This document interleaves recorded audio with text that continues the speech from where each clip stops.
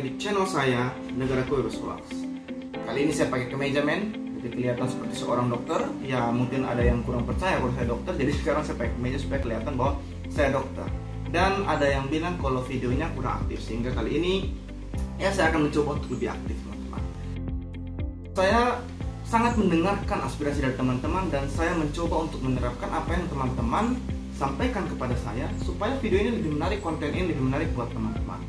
Ya saya berjuang, saya dokter yang mendengarkan hati masyarakat. Saya dokter yang peduli teman-teman. Oleh karena itu jangan lupa dukung channel ini, tetap berikan like, subscribe dan share. Subscribe now sebelum Thanos marah.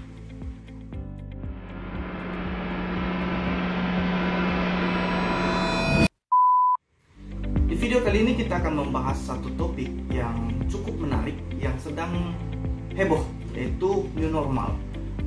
Dan berkaitan dengan new normal ini muncul wacana-wacana bahwa pemerintah menyerah, Indonesia menyerah.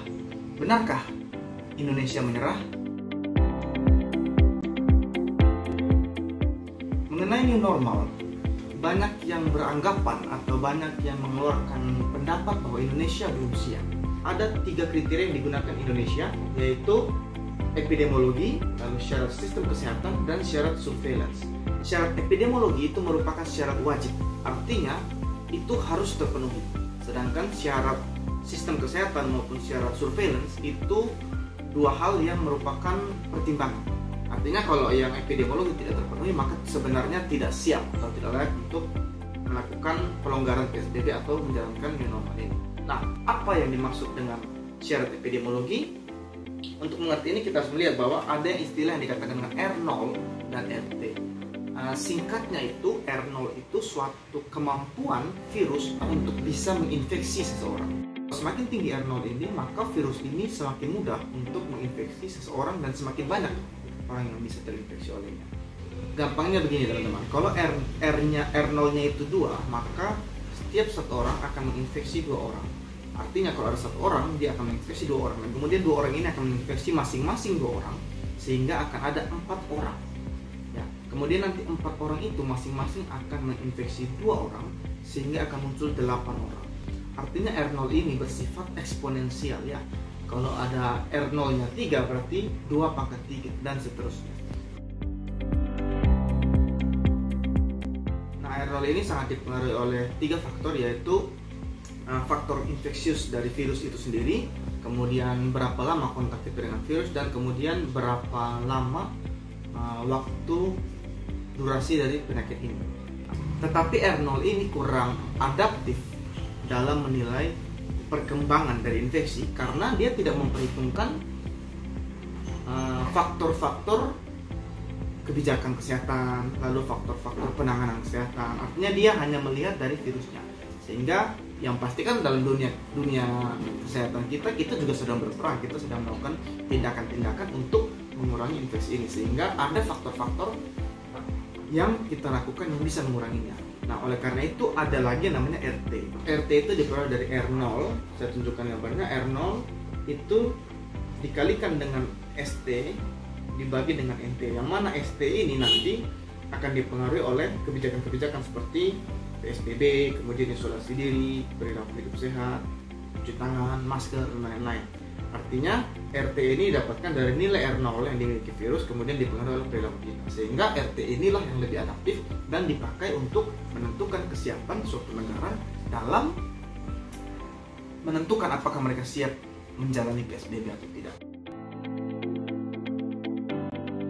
Satu negara dikatakan siap itu kalau RT-nya di bawah 1 ya, untuk minimal 2 minggu. Di bawah 1 untuk minimal 2 minggu. Nah, artinya kalau dia 1 di bawah 1 terus selama 10 hari, di hari ke-11 dia naik, tidak memenuhi.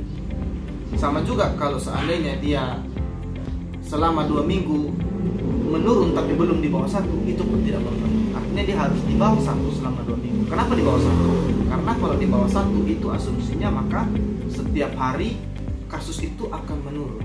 Dia tidak akan menaik, jumlahnya akan menurun.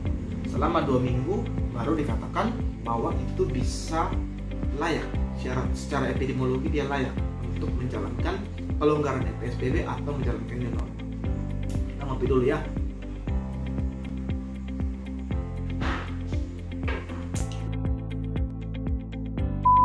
Lalu bagaimana dengan Indonesia? Berapakah RT Indonesia? Mari kita lihat diagram. Nah, kalau kita lihat di sini teman-teman, hanya DKI Jakarta, kemudian Jawa Barat dan Jawa Tengah yang RT-nya itu menunjukkan tren di bawah 1. Ya. Pertanyaannya kembali, apakah Indonesia siap?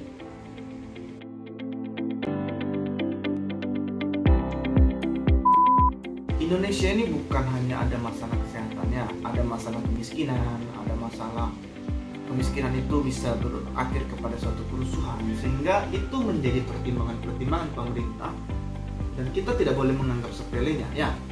Dan pengusaha-pengusaha di Indonesia juga sudah mulai berteriak, bahkan apalagi pengusaha-pengusaha pekerja-pekerja harian yang satu hari tidak kerja itu mereka bisa tidak makan. Kalau kita mau menunggu vaksinnya itu bisa sangat lama, bahkan kemungkinan paling cepat itu tahun depan, sehingga kita tidak bisa menunggu vaksin. Karena kalau kita menunggu sampai tahun depan, ekonomi Indonesia mungkin akan mati. Ini membuat pemerintah harus mengambil langkah. Indonesia itu harus bisa selamat dari COVID, tetapi Indonesia juga harus selamat dari kemiskinan. Jadi memang ini seperti buah semangka lama yang maju salah, mundur pun salah ya. Wajar kalau kita memberikan suatu kritik, kalau kita memberikan masukan, saran mengenai normal kepada pemerintah. Tetapi kemudian kalau pada akhirnya new normal ini diterapkan teman-teman, apa yang harus kita lakukan? Pandemi ini belum berakhir. New normal ini bukan suatu hal yang kita lakukan setelah pandemi, tapi justru kita melakukannya untuk menghadapi pandemi ini. Kita menghadapi corona ini dengan new normal. Pak Jokowi bilang kita hidup berdamai dengan corona. Kita tidak kalah, tapi kita berdampingan. Kalau new normal tetap dijalankan, maka pemerintah harus siap merancang protokol yang ketat. Tetapi saya mau mengajak kita kepada hal yang lebih penting daripada apa yang harus dilakukan pemerintah, yaitu apa yang harus dilakukan. Apa yang harus dilakukan Anda dan saya kalau new normal dijalankan.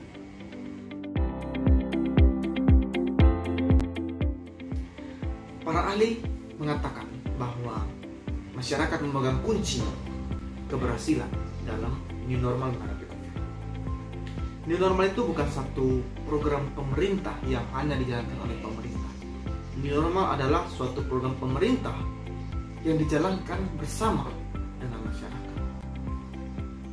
Tanpa masyarakat yang mau berpartisipasi, teman-teman, new normal tidak akan berhasil.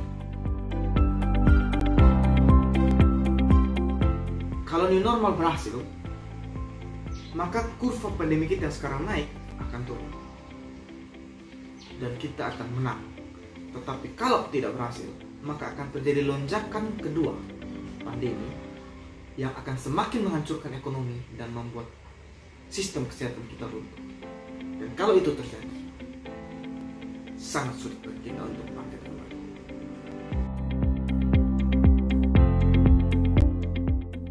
Kita harus tetap menjalankan disiplin protokol kesehatan. Apa yang sudah dianjurkan, jaga jarak, pakai masker, cuci tangan sering, itu harus tetap kita lakukan. Percuma kalau seandainya kita tidak melakukan protokol kesehatan, ini normal ini tidak akan berhasil. Dan teman-teman jangan lupa, tetaplah berdoa. Kita berusaha dan kita berdoa.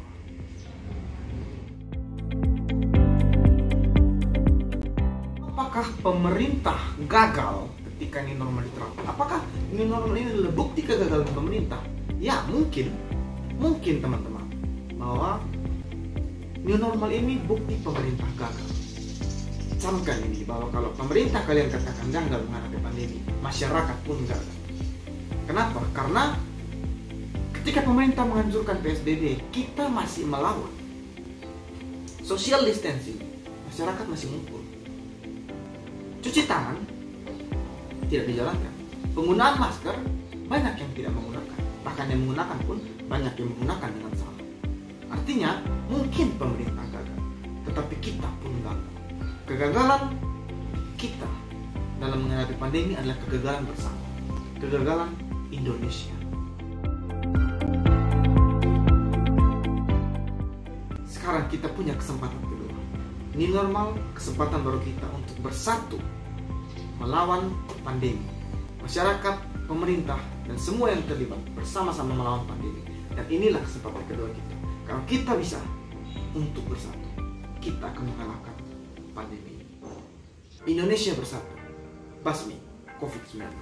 Indonesia bersatu, lawan COVID-19.